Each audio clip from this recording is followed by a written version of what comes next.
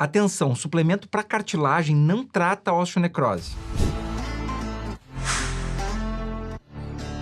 Meu nome é Davi Guzmão, sou médico ortopedista focado na articulação do quadril em ossos e cartilagem. E esse tema é muito importante porque eu quero fazer um alerta para os pacientes e talvez até colegas médicos para se atentarem a esse ponto. O suplemento voltado para a cartilagem, ele não é um tratamento para a osteonecrose do quadril. É claro que em algum momento do estágio da osteonecrose, a cartilagem começa a ser afetada. E esses suplementos eles podem ajudar em alguma maneira o controle da dor do paciente, até porque eles têm características de anti-inflamatório de baixo grau para a articulação. Mas eles de forma isolada não servem para tratar uma osteonecrose de grau 2 e grau 1. Eles podem ser utilizados numa osteonecrose grau 3 e grau 4, até no grau 2 também, porém, eles podem dar a falsa sensação para o paciente que ele está fazendo um tratamento para osteonecrose. E isoladamente, esses suplementos não irão estar tratando a osteonecrose em si.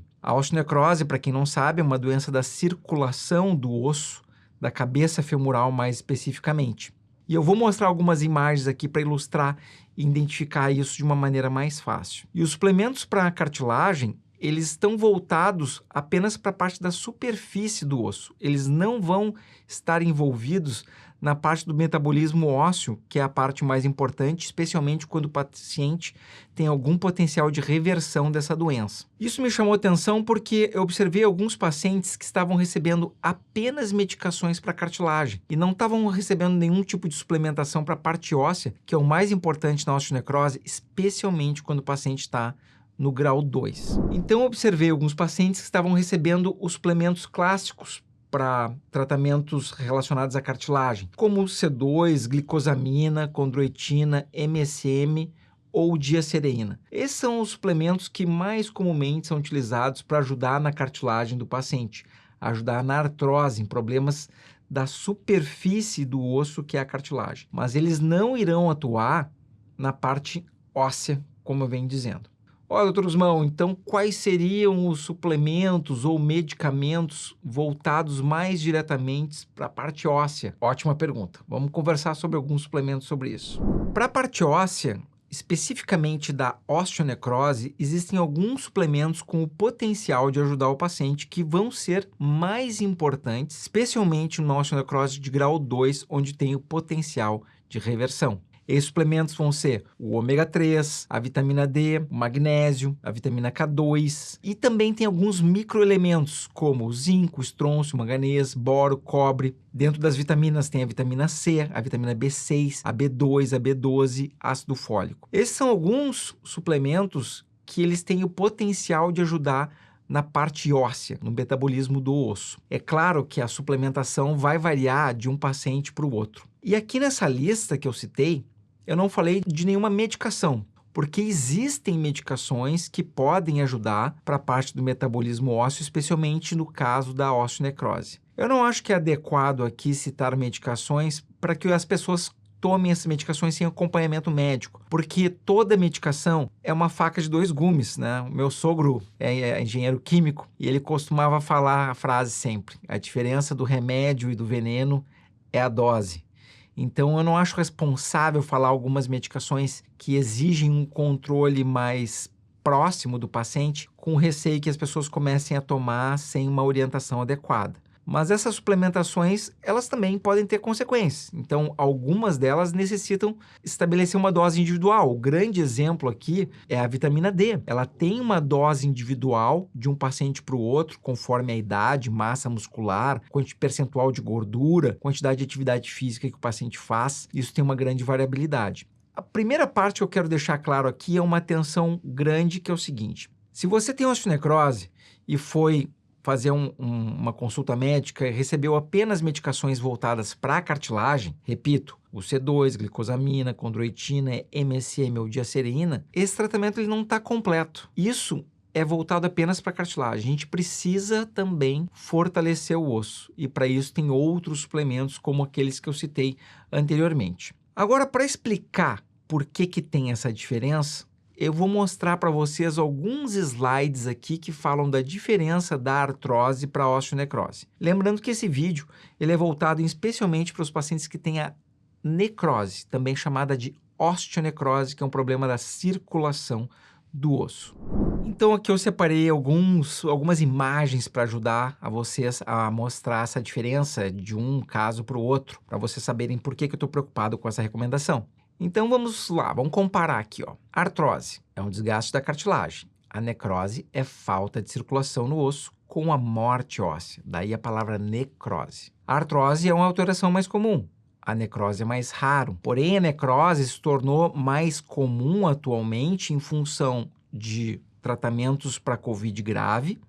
Todo mundo que esteve internado por causa do COVID e recebeu doses altas de corticoide, recomendo que façam um exame de ressonância nuclear magnética pelo menos 6 meses após essa internação para detecção precoce de osteonecrose. Em algumas publicações de doenças de coronavírus no passado, demonstraram que pacientes que fizeram tratamentos com alta dose de corticoide tiveram em torno de 15% de desenvolvimento de osteonecrose, por isso essa recomendação. Voltando aqui, que a artrose é a causa principal, ela é o impacto femoroacetabullar, é uma das consequências é a artrose, e a necrose está ligado de uso de algumas medicações ou doenças que causam trombose, ou seja, toda doença ou medicação que tem o potencial de causar a trombose em um paciente, ela pode causar necrose na cabeça femoral.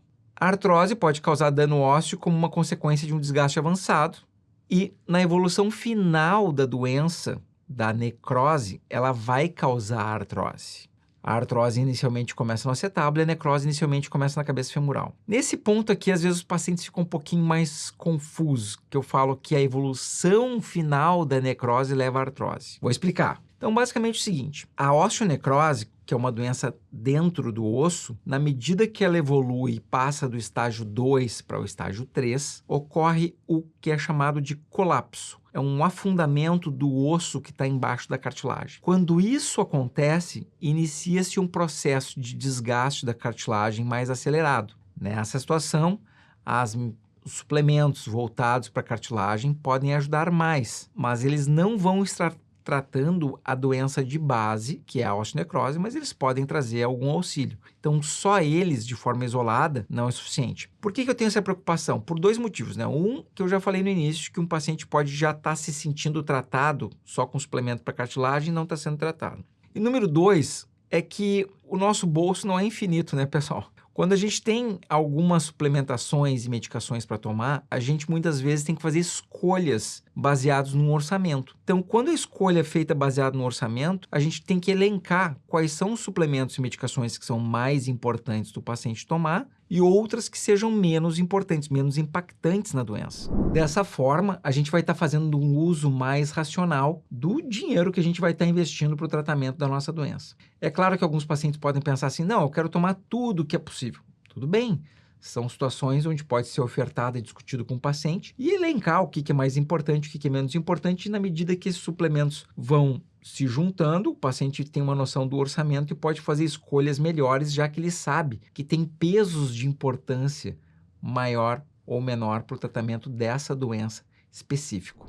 Agora eu vou mostrar algumas imagens que comparam a artrose com necrose e vai mostrar algumas imagens de uma cabeça do fêmur em pacientes já operados. Se alguém não gosta de ver esse tipo de imagem, pode parar por aqui. Mas se alguém quiser ver essas imagens, eu acho que elas são muito ilustrativas e podem ajudar vocês a terem uma compreensão melhor do problema de vocês. Então vamos lá. Vejam bem, aqui não é uma imagem ainda que envolva algum tipo de sangue, né? Na artrose, a gente observa uma diminuição do espaço da cartilagem, que é esse espacinho que tem entre um osso e outro. Vejam com um rapaz de 18 anos, quando ele fez 29 anos, ele já tinha diminuído a quantidade desse espaço. E na necrose, o problema está dentro do osso. Fica fácil de identificar essa mancha escura dentro da cabeça do fêmur. Essa mancha escura aqui, ela é a área que está sem circulação de sangue. É a área da necrose. Outra lesão característica são imagens chamadas de geográficas ou serpentiginosas, porque parece que uma serpente passou aqui, ou parece o desenho de um mapa, por isso aqui as geográficas. Isso aqui também é um sinal da necrose. E aqui, quando a gente compara um paciente que foi operado por osteonecrose mais precocemente, sem desenvolver uma artrose muito grande, versus um paciente que foi operado por artrose pura. Tá? Vejo que tem uma diferença grande. Na artrose, a cartilagem está totalmente gasta a cartilagem. E aí, por isso que a gente indica a substituição por uma prótese quadril. E na necrose, vejam que a cartilagem parece relativamente íntegra. Esse branquinho aqui é a cartilagem. Quando a gente examina o raio-x mais de perto, a gente vê que não tem nenhum espaço entre um ossinho e outro. Nesse caso de exemplo da artrose, a formação de cistos, inclusive. E aqui mostrando a cabeça do fêmur sem nenhuma cartilagem. Agora, na necrose, o quadro é diferente. Vejam que a área de necrose ela está pintada de vermelho nos dois lados. E esses tracinhos amarelos que eu fiz aqui é para mostrar para vocês que a área que está a cartilagem, ela está praticamente íntegra. Ela tem uma espessura quase que normal naquela região ali, mostrando bem claramente que a necrose é um problema do osso. E esse paciente foi operado, mesmo não tendo gasto a cartilagem totalmente, pelo nível de dor e limitação funcional que a osteonecrose e a morte do osso causa no paciente. Aqui uma parte que fala de classificação da artrose versus necrose. Não é o tema desse vídeo, então vamos pular esse slide. Aqui também da artrose, como é que ela ocorre, né? A artrose vai tendo o desgaste, então, desse tecido branquinho, que é a cartilagem, vai tendo um desgaste progressivo conforme o uso ou conforme uma outra doença que esteja presente na cartilagem, ao tendo o atrito de um osso com outro, e gradativamente essa cartilagem começa com uma lesão pequena em geral, e essa lesão pequena vai tendo a tendência de aumentar de uma forma progressivamente e gastando essa parte aqui da cartilagem. Então aqui um outro exemplo, a região da cartilagem saudável, quando ela começa a gastar a cartilagem, então vai diminuindo o espaço entre um osso e outro, como a gente pode ver naqueles exames radiográficos. A artrose tem várias classificações, né? Essa aqui é uma classificação que muitas vezes eu falo sobre ela. Aqui no raio-x, por exemplo, a gente vê a evolução, ó. Aqui tem cartilagem, começa a diminuir, vai diminuindo de uma forma progressiva até ter a ausência completa da cartilagem. E aqui um videozinho mostrando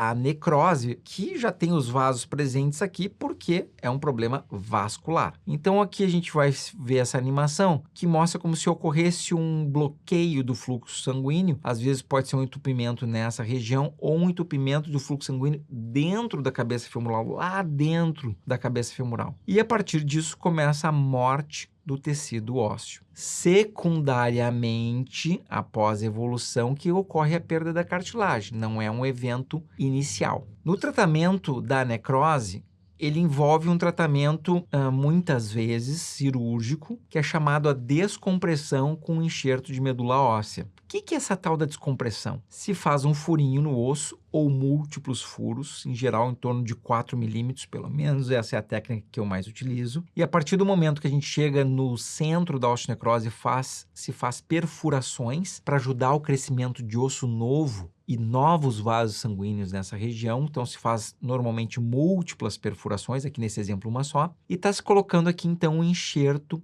de medula óssea. Quando a gente fala de medula óssea, a gente não quer dizer da coluna, porque às vezes a pessoa ouve medula e acha que é da medula espinhal da coluna. Não, medula óssea é o tutano do osso, né? Então se retira o enxerto da medula óssea do osso da bacia, da crista ilíaca, e se coloca na área da necrose para causar um estímulo biológico de nascimento de novas células que proliferem e criem um novo osso naquela região. Esse é o tratamento de melhor resultado que existe. Lembrando que não é qualquer paciente que vai poder fazer esse tratamento, porque a gente depende que esteja num grau 2 para que a osteonecrose seja reversível. Aqui um outro exemplo de um caso mais precoce, onde o paciente fez a cirurgia mais precoce, então a cartilagem parece que está mais inteira, mas para mostrar para vocês bem a diferença da necrose. Então notem que circulado em vermelho está a área da necrose. Vamos voltar antes, ó. Antes parece que é um quadro normal, mas quando eu circulo, vocês podem perceber que tem uma mancha ali na cabeça femoral. Então, essa é a área da osteonecrose, uma osteonecrose extensa em ambos os quadris. E a parte azul é a parte da cartilagem, que em termos de espaço de milímetros, está mantida.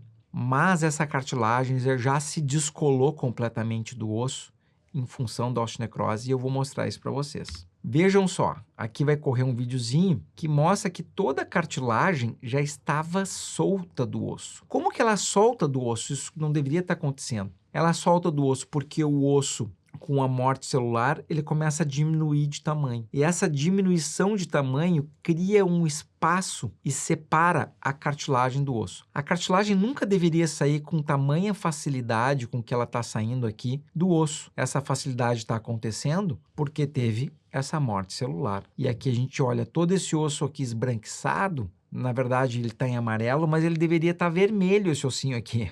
Vermelho porque ele deveria estar rico de sangue ali. E ele está dessa forma aqui porque ele teve esse processo da osteonecrose. E aqui é um caso bem avançado de osteonecrose. Então, essa cabeça do fêmur aqui, sem nenhum tratamento, na medida que vai evoluindo, ela vai se transformando nessa cabeça do fêmur aqui. E esse exemplo aqui embaixo é para mostrar para vocês um exemplo muito precoce de uma fratura subcondral, que a gente consegue ver isso aí no exame de ressonância nuclear magnética. Então, vejam esse traço aqui, ó. Esse traço aqui é que já ocorreu a fratura do osso subcondral e gradativamente essa cabeça femoral que está parecendo redondinha, ela vai se transformar nessa aqui. O momento de decidir fazer a cirurgia, a gente leva em consideração a quantidade de movimento que o paciente tem e leva muito em consideração também, em especial, a dor do paciente. O nível de dor é uma das coisas mais importantes para a gente definir o tratamento. E isso não é só nível de dor do paciente parado. É o nível de dor que o paciente sente quando ele caminha, sobe escada, desce escada, faz sua atividade física, faz as atividades que ele deseja realizar. Porque muitas vezes o paciente diz assim, na verdade, eu estou só com um desconforto no quadril. Quando eu estou parado, dormindo não dói, sentado não dói, tá tranquilo. Mas se eu caminho umas 2, 3 quadras, aí começa a doer e não para mais. Aí nós temos que avaliar o que está impactando na vida do paciente. Se o paciente está parado, não dói, mas quando ele começa a fazer uma caminhada de 2 quadras já sente uma dor muito grande, talvez tenha que se pensar na prótese do quadril conforme a idade do paciente, né? No caso de uma evolução da osteonecrose. Existem casos mais graves da evolução da osteonecrose, né? Vejam bem como está tortinha a bacia do paciente e a cabeça do fêmur bem machucadinha aqui, ó, dos dois lados. E quando a gente olha como estava a cabeça do fêmur, a gente vê que estava muito machucada mesmo. E aqui a bacia já está mais equilibrada. E aqui é um outro exemplo também, um paciente inclusive que já tinha feito com outro profissional, tinha feito uma descompressão de uma outra técnica, e mesmo assim essa descompressão não conseguiu impedir a evolução da necrose e a cabeça do fêmur estava bem machucada. Tratamentos. Os tratamentos, no caso da artrose, vai envolver fortalecimento, emagrecimento, dietas anti-inflamatórias, suplementos, ácido hialurônico aplicado por ultrassom, terapias regenerativas, às vezes a videoartroscopia de quadril num caso muito inicial e num caso muito avançado pode precisar de uma prótese de quadril. Na necrose, vai depender muito do grau da necrose e dos sintomas. Isso aqui é muito importante. Suplementos e medicações, descompressão com enxerto de medula óssea, que eu expliquei no vídeo, terapias regenerativas com aspirado de medula óssea, terapias por ondas de choque, prótese quadril em casos muito avançados. Aqui também entram, né, as medicações, como eu falei, e algumas outras terapias adjuvantes, que não é o tema se aprofundar tanto aqui no vídeo em relação a isso. Na osteonecrose, para a gente obter a reversão dela, a gente depende de vários fatores e alguns fatores nos dão melhores prognósticos, maior chance de sucesso e outros prognósticos mais reservados. A ausência do colapso é fundamental para que a gente tente um tratamento de reversão. Se já tiver algum grau de afundamento, a reversão já não é possível. Pilar lateral íntegro. Quanto maior a parte lateral que estiver íntegra, melhor para o sucesso do tratamento. Menos de 30% de volume total da cabeça femoral. Quanto menor o volume da cabeça femoral que foi afetado pela necrose, melhor vai ser o resultado. E quando a gente pode fazer a remoção do fator de risco? O que é isso? É quando o paciente pode parar de usar a medicação que causou problema ou outros fatores de risco. Por exemplo, fumar pode ter um risco, o uso de bebidas alcoólicas em grande quantidade, especialmente destilado, também é um risco.